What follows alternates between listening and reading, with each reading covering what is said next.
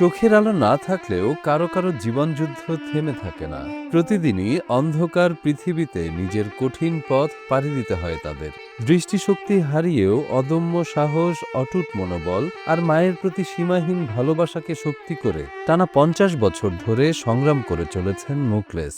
আলো নাই রে জানলা নাই রে দরজা নাই রে জানলা নাই, আলো নাই রে বাতি, বাড়ি গাড়ি থাকা যাবে, টাকার বা আলো সাফে যাবে। হ্যাঁ, সে 5 বছর বয়স থেকেই সে আমাদের মিলের আশেপাশে ঘোরাঘুরি করে। যত লোকজন ব্যবসায়িক আছে সবাই তাকে ভালোবাসে। আমি জন্মের পর থেকে দেখছি এভাবে সে ছাল ছুটিয়া সুন্দর করে ছাল ছুটায় এবং ছাল বিক্রি করে তার সংসার চলে।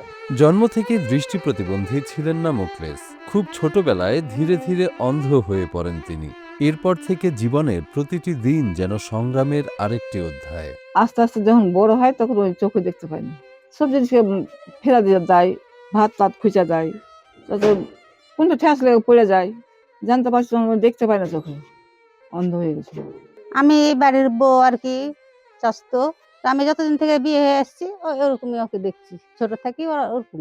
ছোট থেকে ছিল স্বাস্থ্য মস্ত লোদা বাদা বেড়াইতো আর কি, পাগলের মতো বেড়াইতো। মাত্র 6 বছর বয়স থেকে তিনি প্রতিদিন নিজ বাড়ি থেকে প্রায় 2 কিলোমিটার পথ হেঁটে কলেজ মোড়, কাঠকাটা ও কলাতলা মিল এলাকায় তার কর্মস্থলে যান। ছোট থেকেই দেখি মুখলেসুর রহমান কাকুকে প্রায় 2 কিলোমিটার এসে হেঁটে এই মিলে অনেক 50 বছর যাবৎ কাঠের ছাল উঠে তার সংসার চালায়। তার বাবা হারানোর পর, ভাই হারানোর পর তিনি একমাত্র সংসারের হাল ধরেছেন। কিন্তু অন্ধ বলে এই যে কাঠের ছাল উঠে পরিশ্রমী করে তার মাকে দিয়ে ছাল বিক্রি করে যে সংসারটা চলে, 2-1 বেলা খেতে পায়।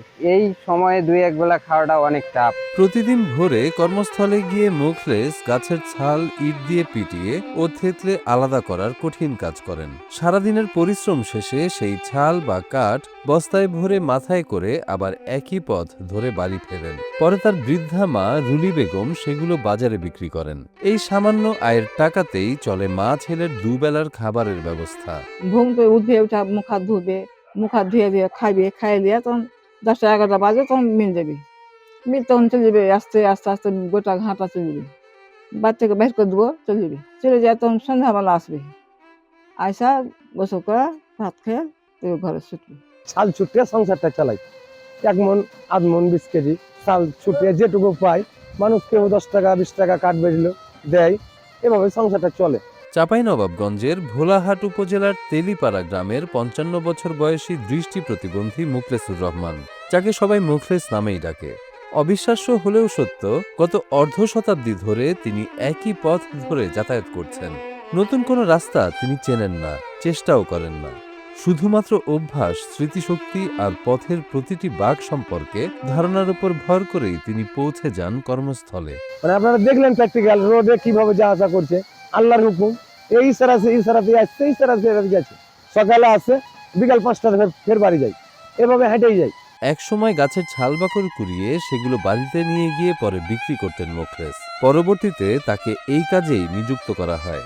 স্থানীয় একটা কাঠের মিলে তিনি বহু বছর ধরেই এই কাজ করে আসছেন। মুখলেসের পরিবারও দীর্ঘদিন ধরে দারিদ্র্য ও প্রতিবন্ধকতার সঙ্গে লড়াই করে আসছে।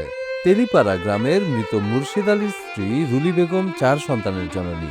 4 সন্তানের মধ্যে 1 ছেলে ও 1 মেয়ে স্বাভাবিক হলেও বাকি 2 ছেলে জন্ম থেকেই প্রতিবন্ধী। বড় ছেলে জেম কিছুদিন আগে মারা গেছেন। সে অনেক দিন থেকে আমাদের সঙ্গে থাকে। আমার বাবার আমল থেকেই দেখি আমরা, সে খড়ি কুড়ায় আমাদের মিলে, যেটা কুড়ায় সেটা সে বাড়ি নিয়ে যায়। তারপরে এখন থেকে তাকে আমরা কাজ দিয়েছি। সে কাজগুলো ওই যে ছাল টোল যেগুলো গাছের ছাল ছুটাতে পারে, সে যে যতটি পারে, 1 মন 1.5 মন 2 মন যা পারে সে সম্পূর্ণ তার বাড়িতে নিয়ে যায়। কিন্তু সম্পূর্ণ নিয়ে যেতে পারে না প্রতিদিন।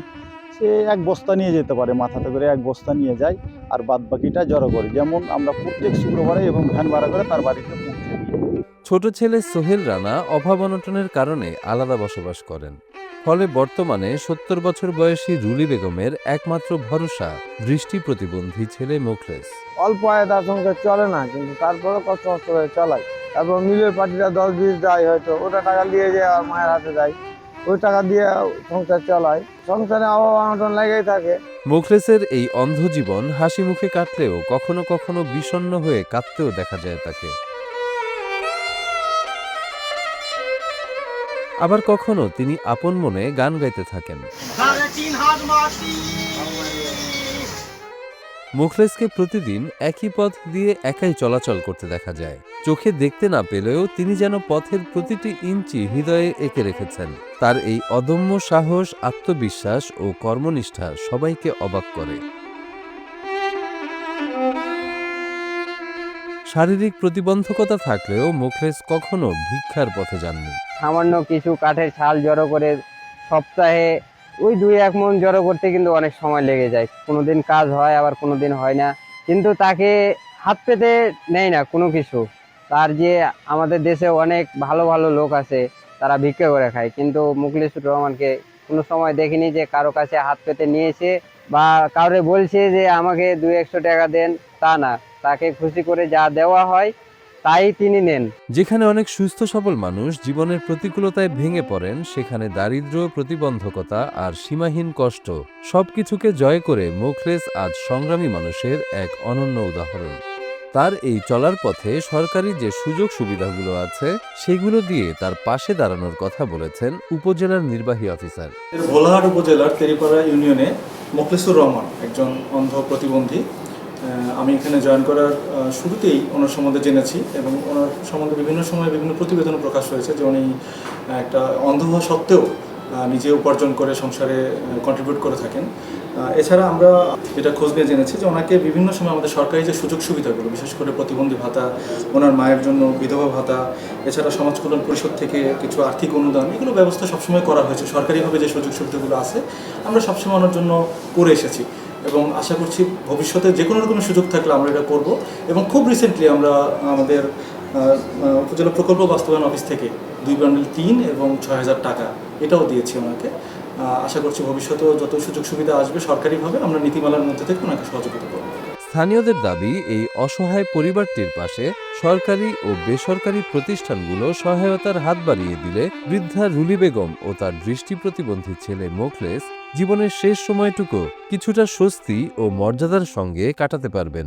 সরকারের পক্ষ থেকে যদি কেউ অনুদান দিয়ে চোখটা যদি ভালো হয়, তা আমাদের ভোলাহাটের বাসীর জন্য খুব ভালো হয়। ছেলেটা খুবই অসহায়, পেটের খাদ্যটা ঠিক মতো খাইতে পারছে না।